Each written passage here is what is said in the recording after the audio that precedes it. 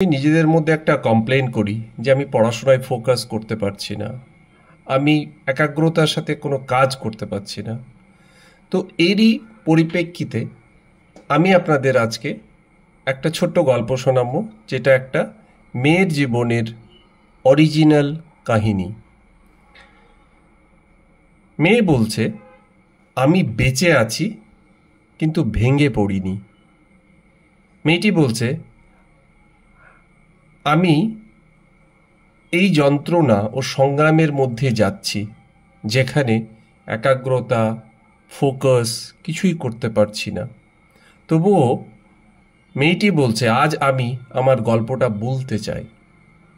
এই উত্তর শুধুমাত্র পড়াশোনায় মনোযোগী ছাত্রছাত্রীদের জন্য নয়, এটি তাদের জন্য যারা জীবনের ভয়ঙ্কর ট্রমা থেকে বেঁচে উঠেছে, যারা ভুলে যেতে চায় সেই ভয়ঙ্কর দিনগুলো, যারা নতুন করে শুরু করতে চায়। সারা জীবন ধরে আমি পড়াশোনাকে ভয় পেতাম, অথচ আমার কিছু স্বপ্ন ছিল। আমি ডাক্তার হতে চেয়েছিলাম, আমি চাচ্ছিলাম উচ্চাকাঙ্ক্ষী, পরিশ্রমী। কিন্তু সেই ভয়, সেই অজানা আতঙ্ক আমাকে প্রতিটি ধাপে পিছিয়ে রাখত।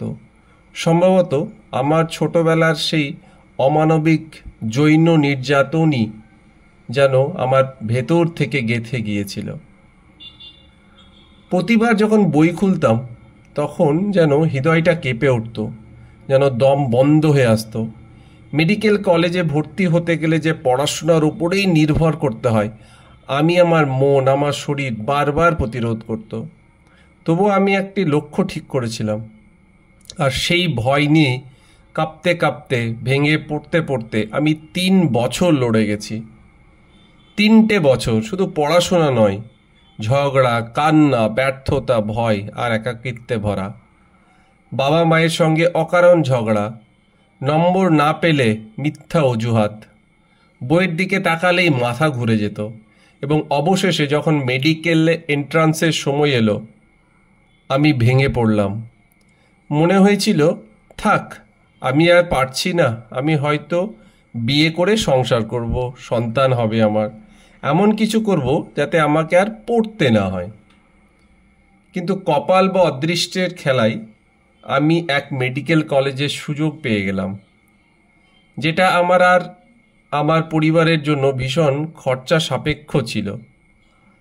আমি অবাক হয়ে গেছিলাম, আমি যেতে চাইনি, কিন্তু পরিবারের প্রেশারে আমাকে যেতেই হলো। কলেজে গিয়ে, বিশেষ করে হোস্টেলে ওঠে, আমার পুরনো সেই ভয়গুলো আবার জেগে উঠল। এবার আমি অনলাইন পিডিএফ পড়া শুরু করলাম কম্পিউটারে, যাতে বইয়ের প্রতি সেই ভয়টা একটু কমে। ভিডিও লেকচার দেখতাম না।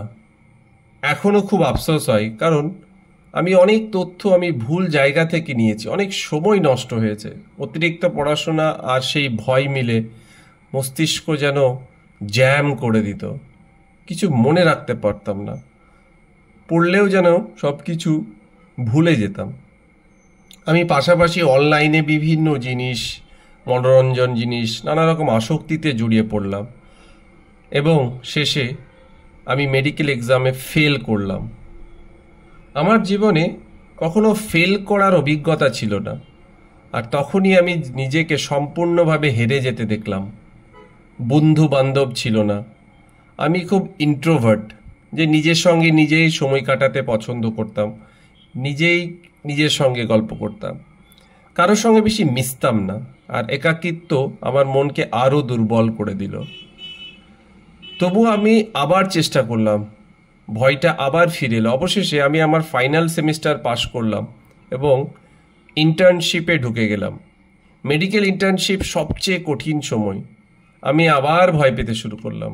আর ঠিক তখনই আমার এক বন্ধু, যাকে আমি বিশ্বাস করতাম, সে আমাকে জৈন হেনস্থা করলো। একবার নয়, একাধিকবার। বিশ্বাসঘাতকতা, ভরসার অপমান আর শরীরের যন্ত্রণা সব মিলিয়ে আমার ভিতরটা যেন পুড়ে ছাই হয়ে গেল। কিন্তু আমি সেখানেও দমলাম না। বাবা মার থেকে দূরে, একা, যন্ত্রণা জর্জরিত আমি ইন্টার্নশিপ শেষ করলাম।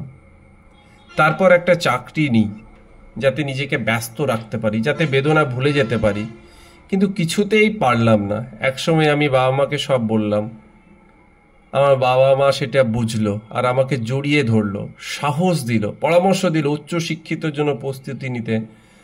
কারণ তারা যেমন ট্রমার মুখোমুখি হতে সাহস পেল না, আমিও পারলাম না। আমরা অভিযোগ জানাইনি কোথাও, কারণ প্রতিবার সেই ঘটনা মনে করে বলা, কোর্টের সামনে দাঁড়ানো, তদন্তের মুখে পড়া, এটা যে যন্ত্রণাদায়ক সেটা বলে বোঝানো যায় না। তাই আমি বেছে নিলাম চুপ করে এগিয়ে চলো। আমি আবার পড়াশোনা শুরু করলাম, পুরনো ভয় আবার ফিরে এলো, কিন্তু এবার আমি ঠিক করলাম যাই হোক আমি ছাড়বো না, এগিয়ে যাব। আমার এখন মেজর ডিপ্রেশন ও সিভিয়ার পিটিএসডি ধরা পড়েছে, কিন্তু আমি ওষুধ খাই না, কারণ আমি চাই না আমাকে একটা ট্যাবলেট দিয়ে চালিয়ে যাওয়া হোক। আমি নিজেই নিজের যন্ত্রণা অনুভব করি, নিজেই আর নিজের সামনে দাঁড়িয়ে থাকি। আমার অভিজ্ঞতা থেকে আমি এটাই বলতে চাই যে যদি তুমি পড়াশোনা করতে ভয় পাও, ব্যর্থ হতে ভয় পাও, তাহলে একটু সময় নাও, হুট করে কিছু করো না। প্রতিদিন 30 মিনিট মেডিটেশন করো, তারপর চেষ্টা করো দিনে 1 ঘন্টা পড়তে। যদি না পারো অন্তত 30 মিনিট পড়ো, ধীরে ধীরে অভ্যস্ত হয়ে যাবে। ভয়ের কারণে বসে থাকলে কিছুই বদলাবে না। একটু একটু করে শুরু করো, বাইরে বেড়াও, গান শোনো, গল্প পড়ো, যা তোমাকে একটু আরাম দেয়, কিন্তু থেমে যেও না। আমি আমার ভয় কাটাতে অনলাইন পদ্ধতি নিয়েছিলাম, তবে সেটা আমার ভুল ছিল। তুমি চাইলে ভালো গাইডেন্স নিয়ে শুরু করো, কিন্তু যে পথেই হাঁটো না কেন, হাঁটা বন্ধ করো না। শেষ কথাটা বলি, যদি আমি যে বারবার ভেঙে পড়েছি, যাকে বারবার অপমান ও নির্যাতনের মধ্যে দিয়ে যেতে হয়েছে, যদি আমি কিছু করতে পারি তাহলে তুমিও পারবে। আমরা কেউই পুরোপুরি ভেঙে যাইনি, আমরা বেঁচে আছি। তোমার যাত্রা এখনো শেষ হয়নি, এখনো অনেক পথ বাকি। তুমি আজ যেখানেই থাকো না কেন, জানো তুমি একজন যোদ্ধা। এই গল্পটা যদি তোমার হৃদয় ছুঁয়ে যায়, যদি তুমি মনে করো এমন হাজারো মানুষকে এটা জানানো দরকার, তবে দয়া করে এই গল্পটা শেয়ার করো, লাইক করো, কমেন্ট করো, কারণ আমি চাই আমাদের কণ্ঠস্বর শোনা হোক। আমরা শুধু ভিকটিমই নয়, আমরা সারভাইভার, আর সেটা কেউ আমাদের কাছ থেকে কেড়ে নিতে পারে না।